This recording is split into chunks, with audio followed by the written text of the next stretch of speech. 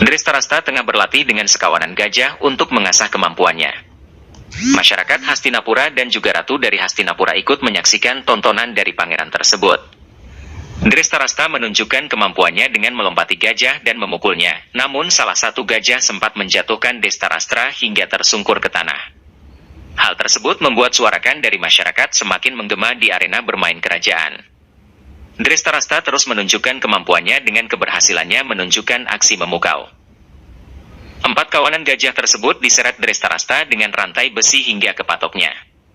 Namun ada satu gajah yang terlepas dari ikatan rantai tersebut dan berlari untuk menyongsong Drestarasta. Beruntung Pandu segera datang dan menaklukkan gajah tersebut.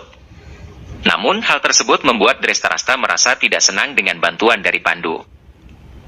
Setelah selesai latihan dengan para gajah tadi, Drestarasta melakukan relaksasi di dalam istana dengan dipijit dan diobati oleh para pelayan dan tabib. Tidak berselang lama Pandu datang lalu disusur oleh Widura yang membicarakan terkait kriteria seorang raja. Drestarasta menganggap menjadi kakak tertua sudah cukup untuk menjadi raja, namun Widura mengatakan bahwa kemampuanlah yang akan membawa seseorang menjadi raja. Drestarasta kembali menunjukkan emosinya ketika berbicara hal demikian. Widura pamit untuk meninggalkan ruangan tersebut kepada kakak tertua dan juga saudaranya yaitu Pandu. Di ruang latihan lain, Drestarasta kembali menunjukkan kemampuannya dengan melontarkan pisau ke arah yang tepat sasaran. Dalam ruangan tersebut hanya ada Pandu dan juga Drestarasta.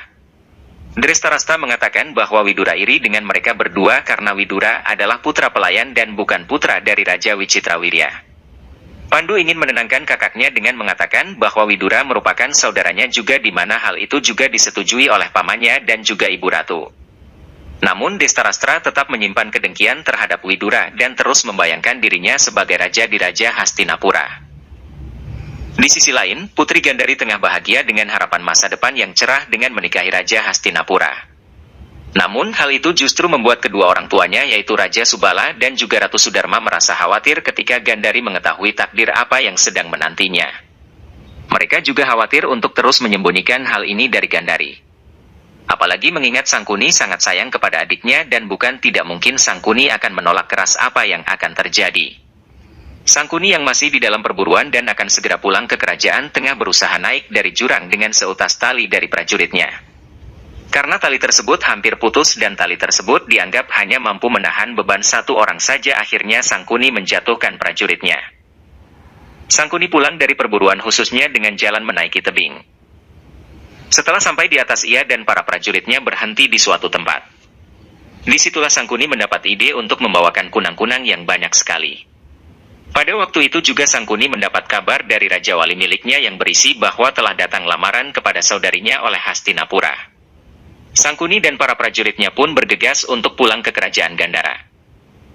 Di sisi lain di Hastinapura, Bisma telah sampai kembali di Hastinapura dengan disambut para rakyatnya yang terjadi berita simpang siur antara menyerang Gandara yang ternyata adalah untuk melamar dan bukannya melakukan peperangan. Setibanya di kerajaan Hastinapura, Bisma menyampaikan kabar yang bagus itu kepada seluruh anggota istana termasuk Ratu Setiawati, Dewi Ambika dan Ambalika, tidak terkecuali Drestarasta, Pandu dan Widura. Di tengah malamnya, Pandu dan Drestarasta tengah bertemu di sidang istana. Di depan singgasana raja, keduanya mengatakan banyak hal terkait cerita-cerita masa kecil Drestarasta. Ia juga mengatakan kepada Pandu bahwa istrinya akan menjadi mata dari Drestarasta yang akan selalu ada.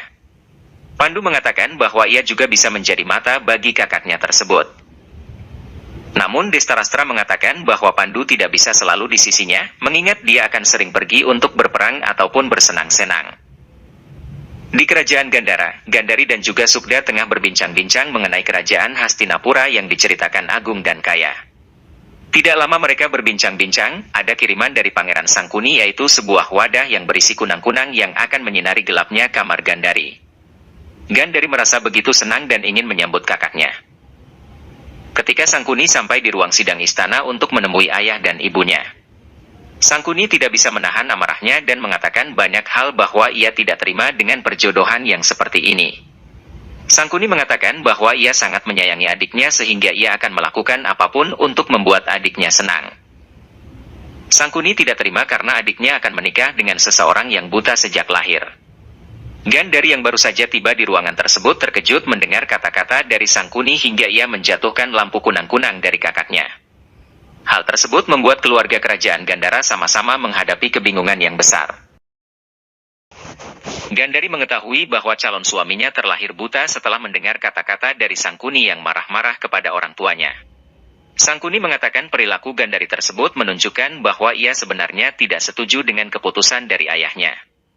Sangkuni lalu mengejar Gandari ke kamarnya. Sangkuni berusaha untuk menghibur Gandari dengan berkata bahwa ia akan datang ke Hastinapura sebagai utusan untuk pembatalan lamaran dan siap jika Hastinapura akan menyerang. Gandari mengatakan bahwa ia telah bermimpi terlalu jauh dan kini telah hancur berkeping-keping karena mengetahui hal yang tidak sesuai dengan impiannya. Sangkuni merasa iba dengan apa yang dirasakan oleh adiknya tersebut. Gandari meminta kakaknya agar bersiap-siap untuk pergi ke Hastinapura dan melanjutkan pernikahan karena Gandari telah menerima pernikahan tersebut setelah mengingatkan kakaknya tentang nilai-nilai yang diajarkan ayahnya mengenai kebahagiaan rakyat harus diutamakan. Sangkuni tetap merasa tidak bisa menerima pernikahan tersebut meski adiknya telah menerima. Di kamar, Gandari menangis melihat keadaan dan takdir yang akan dihadapi. Ia segera mengambil kipas dan mencoba memadamkan cahaya api yang ada di kamarnya. Sukda segera menghampiri Gandari dan menanyakan tentang apa yang dilakukan Gandari tersebut. Gandari mengatakan bahwa ia ingin terbiasa dengan kegelapan yang ada, agar dapat merasakan apa yang dirasakan oleh suaminya. Lalu menyuruh Sukda pergi untuk meninggalkannya sendiri. Menjelang pernikahannya, di Hastinapura digelar pesta yang sangat meriah. Destrarastra setelah menyiapkan diri untuk menikah sekaligus menyiapkan diri sebagai raja. Lalu ibunya datang dan memberikan jimat khusus untuknya, kemudian Destrarastra memanggil Pandu untuk menanyakan kelayakannya dan kepantasannya. Hal itu membuat ibu dari Destrarastra yaitu Dewi Ambika merasa bahagia melihat keakraban kedua pangeran tersebut. Di ruang pernikahan Hastinapura, pesta meriah terus berlanjut hingga kedatangan para anggota kerajaan Hastinapura dimulai dengan kehadiran Bisma dan Widura lalu disusul Destrarastra dan Pandu, juga Satyawati, Ambika dan Ambalika. Ratu Satyawati memerintahkan prajuritnya untuk menjemput keluarga kerajaan Gandara yang telah berada pada wisma tamu kerajaan Hastinapura. Sang prajurit mengatakan bahwa sudah ada utusan kerajaan Gandara yang mengatakan bahwa Putri Gandari sedang dirias dan akan datang pada 2,5 jam. Setelah merasa cukup dengan riasan dan telah selesai dirias, Gandari menyuruh seluruh pelayannya untuk meninggalkannya sendiri di ruangan tersebut. Lalu Gandari berdiri dan melihat ke arah cermin untuk membayangkan dirinya sendiri dengan bayangannya. Kemudian Gandari mendapat ide. Gandari kemudian mengambil seutas tali dari dalam kotak peti sambil tangannya gemetar ketika membayangkan kegelapan yang akan menyelimutinya. Gandari bersumpah untuk menutup mata seumur hidupnya demi menjalani kehidupan dan merasakan apa-apa yang dirasakan oleh suaminya. Sebelum pernikahan dimulai, Pandu memuji-muji kehebatan yang dimiliki oleh kakaknya di mana ia bisa melihat dan merasakan apa yang tidak melihat.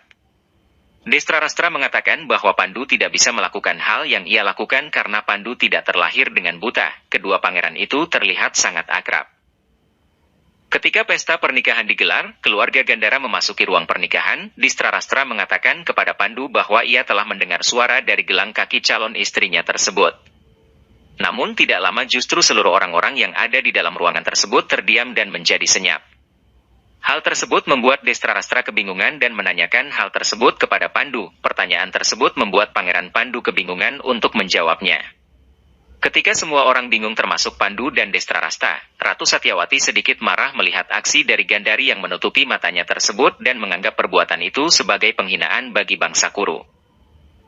Raja Subala mencoba menjelaskan kepada Ratu Satyawati terkait sumpah yang diambil oleh putrinya tersebut. Destrarastra nampak sangat marah dan tanpa pikir panjang ia menolak Gandari seketika itu. Gandari memohon izin kepada seluruh hadirin untuk menjelaskan alasan di balik keputusan besarnya untuk menutup matanya seumur hidup. Gandari menjelaskan bahwa ia ingin merasakan apa yang dirasakan suaminya, karena seseorang tidak akan bisa merasakan tanpa menjalaninya secara langsung. Bisma membujuk Gandari agar membatalkan sumpahnya, namun Gandari tetap enggan untuk membatalkan sumpahnya dan mengatakan bahwa Bisma lebih paham tentang nilai dari sumpah. Debat kusir antar dua kerajaan tak kunjung menemui titik temu hingga akhirnya Ibu Ratu Satyawati meminta kepada Guru Kripa untuk memberikan solusi dari permasalahan ini. Sang Brahma tersebut mengatakan bahwa ketika suami dan istri tidak memiliki keserasian maka keturunannya akan tidak sesuai. Namun demi menghormati sumpah, maka Guru Gripa menyarankan agar Pangeran Destarastra menerima Putri Gandari sepenuh hati. Kemudian pernikahan keduanya pun dilangsungkan dengan hikmat dan penuh haru. Pada malam harinya, Gandari yang ditemani Sukda menanyakan perihal penampilan Gandari tersebut. Ketika Sukda mengatakan bahwa perhiasan Putri Gandari sangat menawan dengan berbagai macam berlian dan rubi, namun Putri Gandari khawatir jika itu akan mengingatkan suaminya kepada kebutaannya. Bisma merasa bersalah terkait dengan pernikahan Gandari dan Destrarastra. Hal tersebut membuat ia datang kepada ibunya yaitu Dewi Gangga. Pada kesempatan itu Bisma menanyakan kepada ibunya terkait kesalahan yang telah ia perbuat, dan dijawablah bahwa apa yang dilakukan Bisma itu sudah benar dan putra Gangga tersebut tidaklah melakukan kesalahan. Di Hastinapura, Dewi Ambika dan Dewi Ambalika saling bercengkrama terkait sudut pandang terhadap sumpah yang diambil oleh Gandari. Ambalika mengatakan bahwa ia setuju dengan pendapat Guru Kripa bahwa penghormatan terhadap sumpah haruslah dilakukan. Di sisi lain Dewi Ambika menanyakan apakah Gandari melakukan pengorbanan atas sebagai bentuk lain dari protes karena ia merasa telah banyak pengorbanan dari para wanita pada kerajaan ini. Dan menurut Ambika yang terpenting adalah sudut pandang dari Destrarastra. Di malam pertamanya ini, Destrarastra yang sudah ditunggu Gandari di kamar ingin menguji Gandari. Lalu ia meminta Gandari untuk menghampirinya. Gandari yang belum terbiasa untuk menutup mata berjalan dengan sangat hati-hati namun tetap menabrak benda di sekitarnya. Hal tersebut membuat Destrarastra kecewa sekaligus marah dengan sumpah yang diambil Gandari. Destrarastra memerintahkan Gandari untuk membuka penutup matanya tersebut, namun Gandari menjawab bila ia membuka matanya maka ia akan segera masuk ke dalam api suci. Hal tersebut membuat jengkel Destrarastra yang demi menghormati tradisi ia bahkan sudah menyiapkan perhiasan khusus untuk mempelai wanita di kerajaan yang pada akhirnya Destrarastra membuang benda tersebut di kamarnya. Pada malam itu pula, Bisma dan Ratu Satyawati membicarakan tentang persiapan pengangkatan Raja, Jenderal dan Perdana Menteri Kerajaan. Ratu Satyawati memaksakan bahwa Destrarastra hanya bisa menjadi raja dan tidak bisa menjadi jenderal. Ia meyakinkan Bisma bahwa Pandu akan menjadi jenderal yang hebat untuk melindungi kakaknya. Ia juga bisa menerima bahwa Widura akan dijadikan sebagai Perdana Menteri.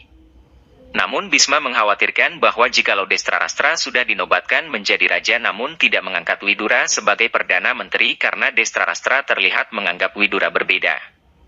Kemudian Ratu Satyawati meyakinkan kepada Bisma bahwa akan dilakukan pengobatan jenderal dan perdana menteri sebelum dilaksanakannya penobatan Raja baru Hastinapura. Keesokan harinya, Widura datang kepada Bisma untuk meminta izin sekaligus meminta wajangan terhadap jabatan yang akan diemban olehnya yaitu sebagai Perdana Menteri. Bisma mengatakan bahwa ia harus memilih kebenaran karena dengan itu ia akan mendapatkan cahaya dan cinta. Sedangkan Pandu juga meminta izin dan meminta doa kepada ibunya. Dewi Ambalika mendoakan Pandu agar posisi yang diemban akan bersinar layaknya singgasana kerajaan. Di sisi lain Destrarastra sudah membayangkan dirinya menjadi raja dengan banyak penghormatan dan pujian dari rakyatnya. Destrarastra sedang membayangkan ketika ia menjadi raja di Hastinapura. Tiba-tiba Gandari dan Sangkuni datang. Destrarastra langsung naik pitam dan menanyakan siapa yang datang. Gandari yang hampir saja berkata-kata ditahan oleh kakaknya. Kemudian datanglah Ratu Ambika yang mengajak putranya agar segera bersiap dan sampai di istana setelah prosesi sumpah dari Pandu dan Widura.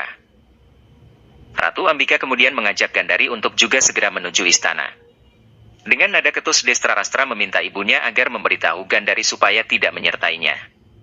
Karena ia tidak ingin kecepatannya terhambat, kemudian Destrarastra pergi berlalu. Sangkuni menenangkan Gandari dan mengatakan bahwa tak perlu mengejar dan pangeran dari Kuru itu tidak bisa duduk di singgasana tanpa Gandari. Di ruang sidang istana Hastinapura, Pandu dan Widura memasuki ruangan untuk mengambil sumpah jabatan sebagai jenderal dan perdana menteri. Secara bergantian Widura dan Pandu mengucapkan sumpah jabatan. Widura memulainya dengan kata-kata dan sumpahnya. Widura akan menanamkan keadilan dalam kecerdasannya. Mendapatkan kebenaran dan mematuhinya untuk selamanya. Mendapatkan kebenaran dalam hidupnya serta menerima tahta Hastinapura sebagai tuan dan junjungannya. Widura juga bersumpah bahwa semua hubungan dan keinginannya akan menjadi yang kedua dan ia akan lebih berani dan tegas dalam menjalankan tugasnya. Kemudian giliran Pandu yang mengucapkan sumpahnya. Pandu memulai bahwa ia akan menanamkan dedikasi dalam kecerdasannya, yang akan memiliki kesabaran dan keberanian. Pandu juga bersumpah akan melindungi rakyatnya dan memimpin dalam kebenaran. Kemudian Pandu dan Widura sama-sama mengucapkan bahwa keduanya akan hidup dalam penuh perjuangan. Pangeran Destrarastra masuk ruang sidang. Sang pangeran yang telah bersiap segera naik untuk menemui Bisma yang sudah menunggunya di dekat singgasana.